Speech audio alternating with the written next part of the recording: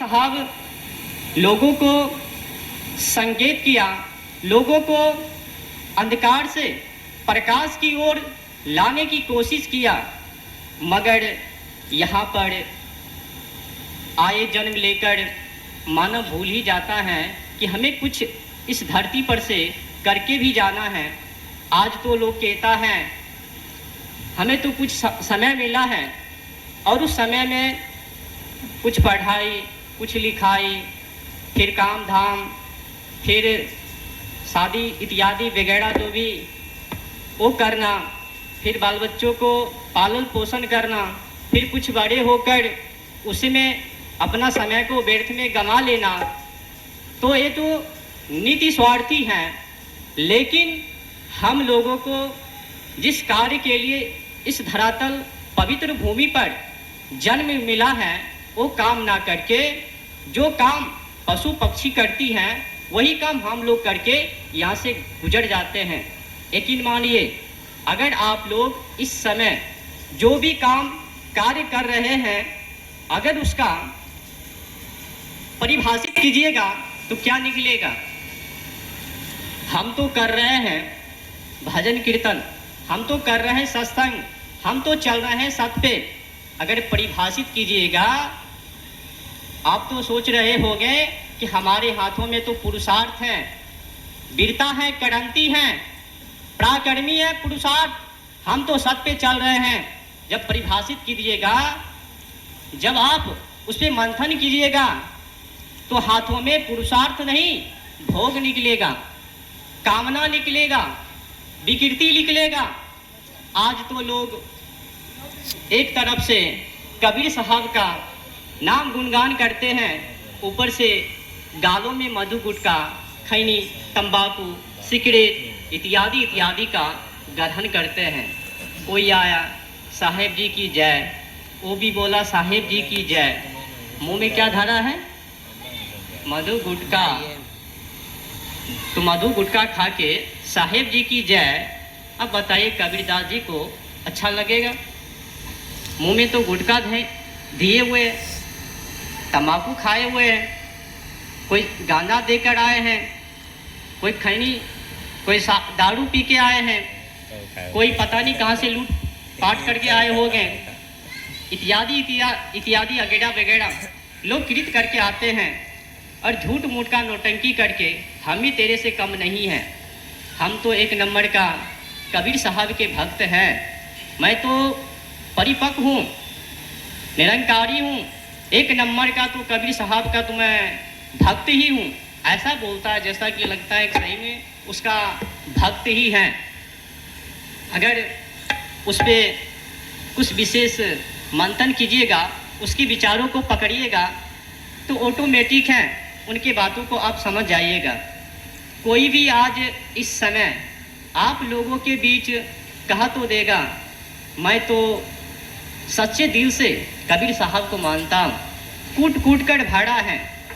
उसे कहिए जब कूट कूट कर भाड़ा है तो तंबाकू खाना छोड़ दो, शराब पीना छोड़ दो, मांस खाना छोड़ दो, सत पे लगो, खेती बाड़ी करो, परिवार को चलाओ, परमात्मा पर चलो, पुरुषार्थ जीवन को बनाओ। लेकिन कहेंगे ये भी चाहिए, समय तो छोटा मिला है, हम लोगों को तो अभी अभी जन्म ही मिला है, कुछ समय में भोग भी हो जाए और भोगों के साथ साथ कुछ पुरुषार्थ भी हो जाए, तो क्या आपको लगता है संभव है एक हाथ में पुरुषार्थ और दूसरे हाथों में भोग? ऐसा तो संभव नहीं है। या तो आप पुरुषार्थ में जाइए या तो आप भोग में जाइए। अगर दोनों मिलाकर चलिएगा तो अधूरी है। आपको भी नॉलेज है, उतना अकल है कि अगर दो नाव हैं और दोनों नाव पर एक एक टांग पाँव को धरवे तो बीचों बीच फट जावे और बीच में समा जावे, तो सबसे घातक हैं। तो दो नाव पर एक व्यक्ति एक पाँव इधर एक पाँव इधर और दोनों नाव को खवैया करवे तो डूबकर भवनैया में मर जावे। तो कुल मिलाकर मैं आप लोगों से कहना चाहता हूँ, विनती करता हूँ, कहा गया है आहार शुद्धो तत्व शुद्धो ध्रुवा स्मृति स्मृति, इसका अर्थ है कि मानव का भोजन शुद्ध होना चाहिए, मानव का विचार बुद्धि विवेक वैभव ज्ञान शुद्ध होना चाहिए। लेकिन आज मानव तो शुद्ध भोजन करता ही नहीं है। घर से मांस खा के निकलवे, कुछ पान पराग खा लेवे और सुगंध को वहीं पर नष्ट कर देवे और यहाँ पर उपस्थित हो जावे। कई लोग तो मधु गुटखा खा के तंबाकू खा के कुछ लोग बैठे हो गए मुंह सफैया करके, पता नहीं कौन कौन यहाँ पर उपस्थित हो गए। तो उसके के लिए क्षमा प्रार्थी है, बोल तो नहीं पाएंगे कि हम लोग तंबाकू खा के आए पर गिर से आउट बाहर में ही फेंक दिए हैं। तो मैं कहना चाहता हूँ, जब मैं रजाकपुर से यहाँ शमशान उपस्थित होने के लिए आ रहा था तो रास्ते में कुछ लोग मिला। वो कह रहे थे कि महाराज जी आप कहाँ जा रहे हैं? तो मैंने कहा कबीर साहब के दरबार में जा रहे हैं।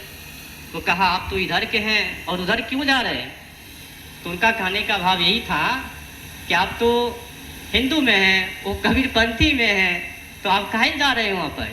कहे देखो भाई, अगर हमें कोई प्यार से बुलाएगा, अगर आमंत्रण करेंगे, मुसलमान हो ईसाई हो बौद्ध हो जैन हो, हम सभी में जाएंगे, क्योंकि हम तो क्रांतिकारी हैं, हम तो विचार से परिपक्व हैं, विचार से पढ़े हैं, परमात्म सत्य से पढ़े हैं। लेकिन कबीर साहब ने कहा कि जाति न पूछो साधु की, पूछ लीजिए ज्ञान, मोल करो तलवार का, परा रहन दो म्यान। इसका अर्थ है कि कौन मानव किससे आता है, किससे हैं, किस जाति से किस कास्ट से आता है, मानव को उससे मतलब नहीं होना चाहिए। उस मानव के अंदर क्या है, उस मानव के अंदर विवेक है या नहीं, उस मानव के अंदर संस्कार है या नहीं, उस मानव के अंदर सत्य है या नहीं, पुरुषार्थ है या नहीं। मानव का आकलन उनके विचार से करो, उनके ज्ञान से करो। पहचान अगर किसी को करना है तो उनके पुरुषार्थ से करो, ये ना कि उनके जात से जन्म से। कहा गया है जन्मना जायते शूद्रः कर्मणा जायते उच्यते। आज लोग तो ब्राह्मण हो सब में तो विधि विधान बना दिया कि जन्म से ही हम वही हो गए जिसमें हम जन्म ले लिया। ब्राह्मण तो ब्राह्मण, शूद्र तो शूद्र, चाट तो चाट, कौड़ तो कौड़, महतो तो महतो, जिसमें जो भी जन्म ले लिया वही कहलाना शुरू हो जाता है। तो ऐसा कुछ भी नहीं है। ये जो श्लोक हैं, जन्मना जायते शूद्रः कर्मणा जायते उच्यते, कोई भी व्यक्ति जन्म से ब्राह्मण नहीं होता है, क्षत्रिय नहीं होता है, कोई भी मानव किसी भी समुदाय का नहीं होता है, वो अपने कर्म से होता है। जब जन्म लेता है, जब किसी कास्ट में जाता है तो वहाँ पर बंटना शुरू हो जाता है। इसका भावार्थ है कि लोगों को किसी जात पात से मतलब नहीं होना चाहिए, उनके विचार से मतलब होना चाहिए। तो कबीर साहब ने लिखा है ना, जाति न पूछो साधु की, पूछ लीजिए ज्ञान, मोल करो तलवार का, पड़ा रहन दो म्यान। तो बताइए, जब आप दुकान पर जाते हैं